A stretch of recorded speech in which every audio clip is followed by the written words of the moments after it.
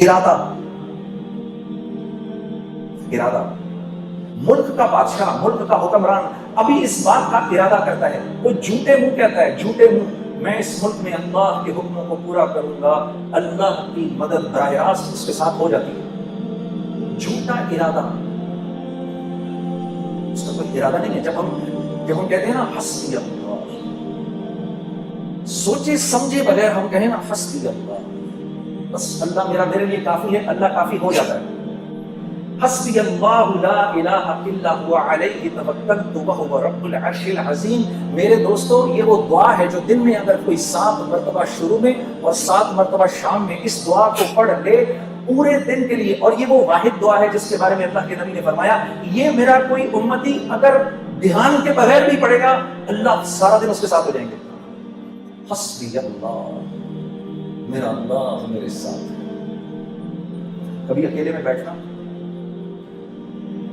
اللہ سے اپنے گناہوں کی معافی مانگ کے پھر تھوڑی دیر میں دل کو ایک تسکین ہوگی، 2 آنسو نکلیں گے، سمجھ جانا اللہ نے خوش ہو کے معاف کر دیا، پھر کہنا آنکھیں بند کر کے حسبی اللہ، پھر یاد کرنا کہ بھائی نے کہا تھا یہ بات، ساری دنیا کا مزہ ایک طرف، یہ جو 2 بول تم بولو گے حسبی اللہ، اللہ ایسا سکون دل میں دیں گے کہ تم کہو گے دنیا کی دولت بھی اس کے آگے ہی چل۔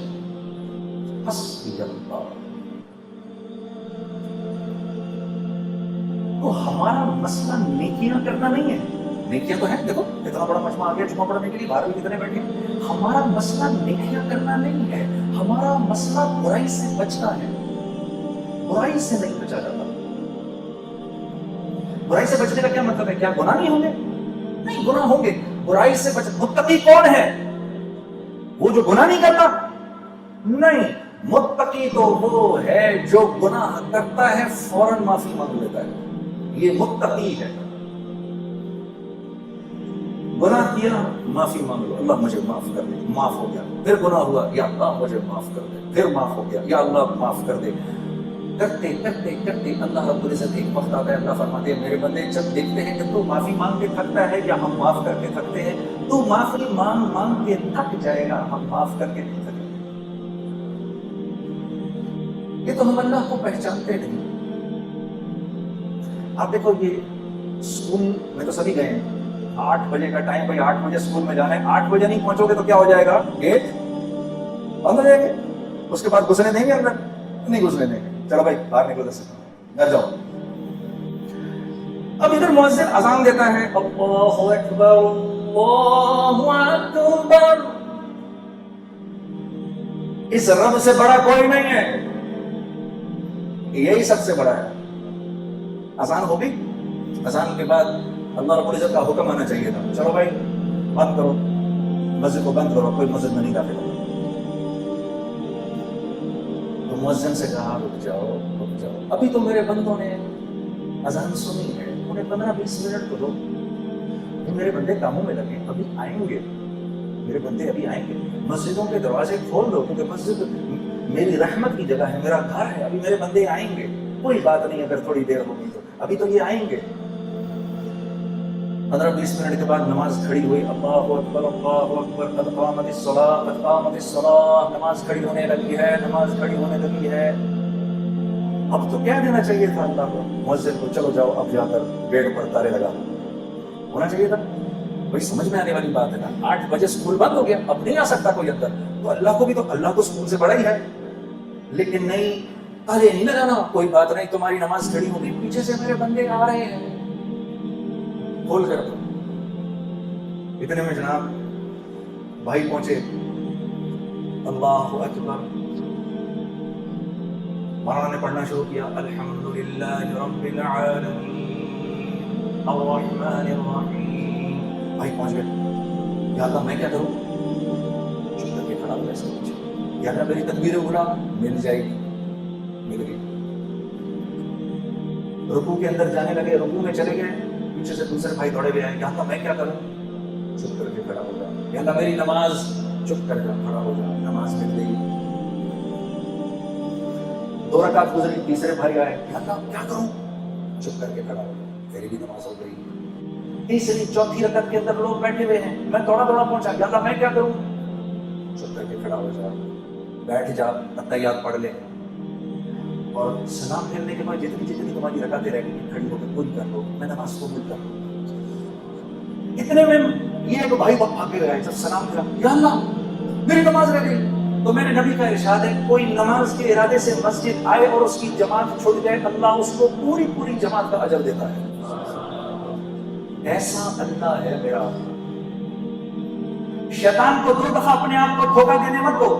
پہلی دفعہ اس نے دھوکہ دیا گناہ کرا کر, اب وہ دوسرا دھوکہ دے گا, توبہ کرنے کا کیا فائدہ ہے, تیری توبہ قبول تھوڑی ہونی ہے. اس کو بولو بدبخت, جب تجھ کو اللہ نے نکالا تھا جنت سے, تو نے 10 دعائیں مانگی, اللہ نے ساری پوری کی, تو میں تو اس کا فرما بردار ہوں, میں تو کرنا ہوں. اگر میں مان پڑوں گا تو میری نہیں مانے گا. میرے عزیز دوستو, جب آپ اپنے گناہ کی توبہ کرتے ہیں تو آپ کو پتہ ہے کیا ہوتا ہے. جب ہم توبہ کرتے ہیں, اللہ اس گناہ کو معاف کر کے نیکی میں بدل کے آخرت کا توشہ بنا دیتا ہے, اور آپ ایسے ہو جاتے ہیں جیسے آپ نے اس گناہ کو کیا ہی نہیں. یہ تو ہماری بدقسمتی ہے, ہم نے اپنے آپ کو اللہ سے دور کیا ہے. یہ وجہ ہے میرے دوستو, جب ہم دعا کرتے ہیں تو دعا نہیں ہوتی کہ ہماری طبیعتوں سے اللہ سے دوستی لگانا ختم ہو گئی. موسیٰ علیہ السلام کے دور میں زوردار قسم کا قحط پڑا, آپ نے سب کو جمع کر کے آپ میدان میں لے گئے. وہاں آپ نے جا کے جب دعا شروع کی تو لو اور تیز ہو گئی. آپ نے کہا, یا اللہ میں تو دعا کر رہا ہوں, یہ کیا معاملہ ہے. کہا, اس مجمع میں ایک آدمی ایسا ہے کہ پچھلے 40 سال سے اس کی ایک نیکی بھی میرے پاس نہیں آئی. اس کے گناہوں کی نحوست ایسی ہے کہ آپ کی دعا بھی قبول نہیں ہو سکتی. تو آپ مجمع کی طرف مڑے اور مجمع سے کہا, بھائی وہ کون ہے, باہر نکل جائے. اب وہ جو گناہگار تھا وہ تو نظریں نیچے کی کھڑا ہوا تھا, اس نے دائیں دیکھا یہاں سے شاید کوئی نکلے, بائیں دیکھا یہاں سے کوئی نکلے. جب تھوڑی دیر ہوئی تو اپنی عزت بچانے کے لیے اس نے کہا, یا اللہ اتنے سال میں نے تیری نافرمانی کی, تم نے کسی کو پتہ نہیں چلنے دیا, اب اتنی دیر ہو گئی ہے, تو ایسا نہ ہو کہ تو اپنے نبی کو بتا دے کہ وہ کون ہے, تو میں کتنا ذلیل ہوں گا. یا اللہ میں تجھ سے معافی مانگتا ہوں, تو مجھے معاف کر دے. ابھی وہ نیچے اللہ سے مناجات کر رہا ہے, اس کو پتہ نہیں, اپنی عزت بچانے کے لیے وہ مناجات کر رہا ہے. اوپر کالے بادل آنا شروع ہو گئے, اور اسی دوران موسیٰ علیہ السلام انتظار کر رہے ہیں تو دھڑا دھڑ اوپر سے بارش شروع ہو گئی. کہا, یا اللہ یہ کیا ماجرا ہوا. کہ میرے نبی, میرے بندے نے مجھ سے صلح کر لی, میں نے اس کو معاف کر دیا. یا اللہ یہ کون ہے. کہا, موسیٰ جب نافرمان تھا 40 سال کا, میں نے کسی کو پتہ نہیں چلنے, اب تو وہ میرا ولی بن چکا ہے, میں کیسے بتا دوں وہ کون ہے. میرے دوستوں, آج امت اللہ سے دور ہوئی بیٹھی ہے, کیونکہ اللہ سے دور ہوئی بھی ہے. اپنی ہر مشکل کا حل اس کو اللہ کے غیر میں نظر آتا ہے. میں یہ بات ہاتھ جوڑ کے آپ نوجوانوں کے سامنے عرض کرنے آیا ہوں کہ آج کیونکہ ہم اللہ سے دور ہو گئے ہیں اپنے گناہوں کی وجہ سے, تو اللہ رب العزت سے جو حسن ظن ہے وہ بھی ختم ہو گیا ہے. اب جب کوئی ضرورت آتی ہے تو خیال اللہ کی طرف جاتا نہیں کہ میں تو اس کی کرتا ہوں نافرمانی. ارے نہیں, میرے گناہوں کی کیا حیثیت ہے اس کی رحمت کے سمندر کے آگے. یہ راوی کے دریا میں اپنی ہم اگر 100 قمیضیں لے جائیں اور صاف کر لیں تو راوی کتنا گندا ہو جائے گا. ارے 1000 قمیضیں لے جاؤ, 1 لاکھ قمیضیں لے جاؤ, 1 کروڑ قمیضیں لے جاؤ, اور جا کے راوی کے اندر دو, راوی نے کیا گندا ہونا ہے. تو یہ تو دنیا کا ایک بہتا ایک عام دریا ہے. اللہ کی رحمت کا جوش مارتا دریا, اس کے سامنے ہمارے گناہوں کی کیا قیمت ہے, کچھ بھی نہیں. بس آدمی بے غیرت نہ بنے, بے باک نہ ہو جائے, وہ تو غفور الرحیم ہے جو کرنے کرو, یہ نہ ہو. اندر طبیعت میں اس بات کی ندامت ہو تو یاد رکھو کہ اللہ کے ہاں طاعت کی استکبار سے معصیت کی استغفار زیادہ قیمتی ہے.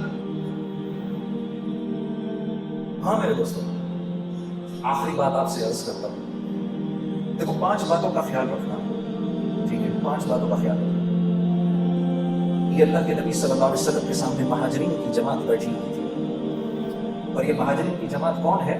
یہ سابقون الاولون کے سارے, سیدنا ابو بکر صدیق, سیدنا عمر, سیدنا عثمان, سیدنا علی, طلحہ, زبیر, عبد الرحمن بن عوف, سعد بن ابی وقاص, سعید بن زید, رضوان اللہ علیہم اجمعین. یہ لوگ بیٹھے ہوئے تھے مسلمانوں کے اس وقت کے سابقون الاولون, جن کی قربانیاں جو تھیں اور جن کو اللہ نے دنیا میں ہی جنت کی بشارتیں دے دی تھی, تو یہ بیٹھے ہوئے تھے آپ کے سامنے. تو آپ نے فرمایا, اے مہاجرین کی جماعت, 5 چیزیں ایسی ہیں اور میں اللہ کی پناہ مانگتا ہوں کہ یہ 5 چیزیں تم لوگوں میں ہیں. ذرا غور سے سننا میری اس بات کو. پھر آپ نے فرمایا جس قوم میں بے حیائی عام ہو جاتی ہے، لوگ بے حیا ہو جاتے ہیں، اللہ اس قوم پر ایسے امراض بھیجتا ہے کہ جس کا پچھلوں نے کبھی سنا بھی نہیں ہوتا. اللہ ان میں ایسی اموات بھیجتا ہے کہ جس کا پچھلوں نے کبھی سنا نہیں ہوتا. نمبر 1. نمبر 2، پھر آپ نے فرمایا کہ جس قوم میں تاجر بےایمان ہو جائے، نام تول میں کمی شروع کر دے. اور میں یہ عرض کرتا ہوں کہ جس قوم کا غریب ٹھیلے والا بھی اگر لوگوں کو دھوکہ دینا شروع کر دے، 4 اچھے مالٹے اٹھائے، 8 گندے سڑے اٹھائے، جس قوم کا جو قوم نام تول میں بےایمانی شروع کر دے، معاملات میں بےایمانی شروع کر دے، اللہ ان کے اوپر ایک ایسا ظالم بادشاہ مسلط کرتے ہیں جو نہ ان کے بڑوں پر رحم کھاتا ہے، نہ ان کے بچوں سے شفقت کرتا ہے. دوسری بات ہو گئی. تیسری بات، پھر آپ نے فرمایا جس قوم کے لوگ زکوٰۃ کو تاوان سمجھتے ہیں ان پر رزق تنگ کر دیا جاتا ہے. رزق تنگ کر دیا جاتا ہے کہ آسمان سے ایک قطرہ بھی نہ برسے اگر زمین پر بے زبان جانور نہ ہو. 3 باتیں. چوتھی بات، آپ نے فرمایا جو بات بات پہ جھوٹ بولتے ہیں، چکر دیتے ہیں اور اپنے وعدوں سے پھر جاتے ہیں.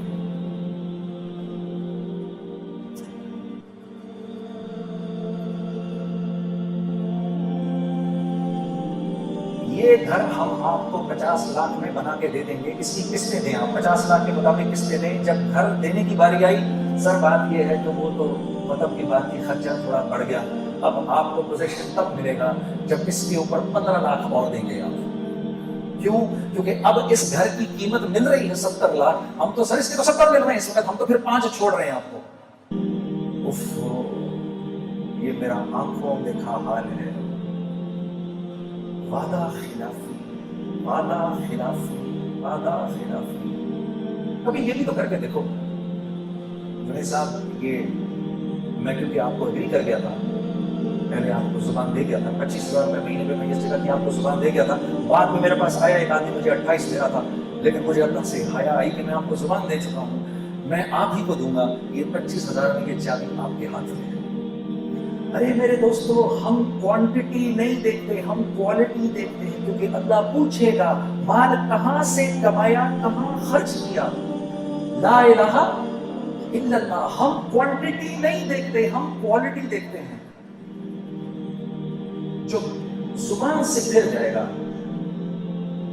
چوتھی بات آپ نے فرمایا جو زبان سے پھر جائے گا، اللہ رب العزت اس قوم کو اس کے دشمنوں کے حوالے کر دیتے ہیں جو ان کے گھروں میں گھس کے ان کے مالوں کو لوٹتے ہیں. 4 باتیں ہوں گی. 5ویں بات، جس قوم سے عدل اٹھ جائے، جس قوم سے عدل اٹھ جائے، جہاں قانون پامال ہو، اللہ اس قوم میں آپس میں خانہ جنگی کروا دیتے ہیں. گناہ کیا ہے اور سزا کیا ہے؟ اب آپ مجھے بتاؤ، فوجیں جمع کرنے سے یہ مسئلہ حل ہو سکتا ہے؟